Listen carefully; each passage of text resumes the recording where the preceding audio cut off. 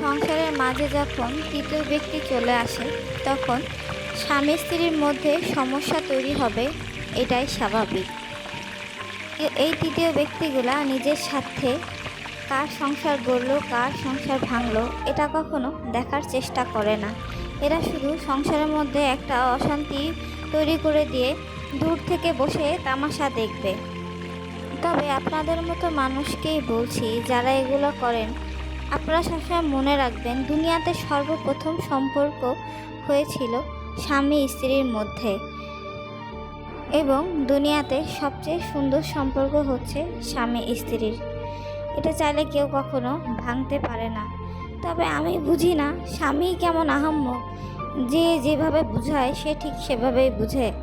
কেন বউটা বুঝতে খুব কষ্ট হয়? বউকে ভালোবাসে এই কথাটা বলতেও কি তোমাদের খুব কষ্ট হয়ে যায়? স্বামীরা হয়তো ভাবে বউকে বেশি ভালোবাসি, এটা যদি কেউ বুঝতে পারে তাহলে সমাজ তাকে বউ পাগল বলবে।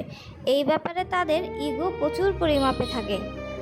আমার খুব জানতে ইচ্ছা করে, এই তৃতীয় ব্যক্তিরা নিজেরা কি নিজেদের জীবনে আসলে ভালো আছে? আমার মনে হয় না এরা কখনো এদের জীবনে ভালো আছে। কারণ এরা যদি ভালো থাকতো তাহলে হয়তো অন্যের সংসারে অশান্তি তৈরি করতো না, স্বামী স্ত্রীর মধ্যে দূরত্ব তৈরি করতো না।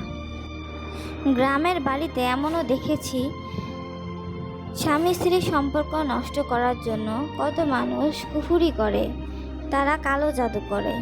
কিন্তু এতে করে লাভটা কি হয়? ক্ষতি তো নিজের মানুষেরই হচ্ছে না। এইসব নোংরা মস্তিষ্কের মানুষরা নিজেরাও কোনোদিন ভালো থাকবে না, আর আপনাদেরও কোনোদিন ভালো থাকতে দেবে না। এসব মানুষ থেকে যত পারেন তত দূরত্ব বজায় রাখবেন।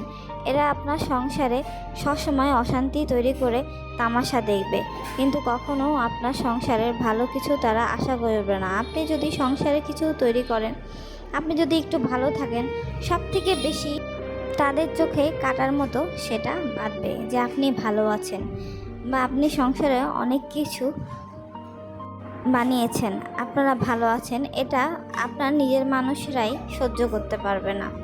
এটাই হচ্ছে আমাদের সমাজের বর্তমান চিত্র। আমার মাঝে মধ্যে খুব জানতে ইচ্ছা করে, যারা এইসব কুফরি কালাম করে, তারা যদি 5 ওয়াক্ত নামাজও পড়ে, তাদের নামাজ কি কবুল হয়? নাকি তারা লোক দেখানো ভণ্ড সেজে থাকে? আমার ঠিক মাঝে মধ্যে তাই মনে হয়।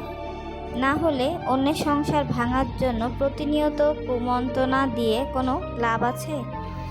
স্বামী স্ত্রীর সম্পর্ক সবচেয়ে সুন্দর সম্পর্ক, এটাকে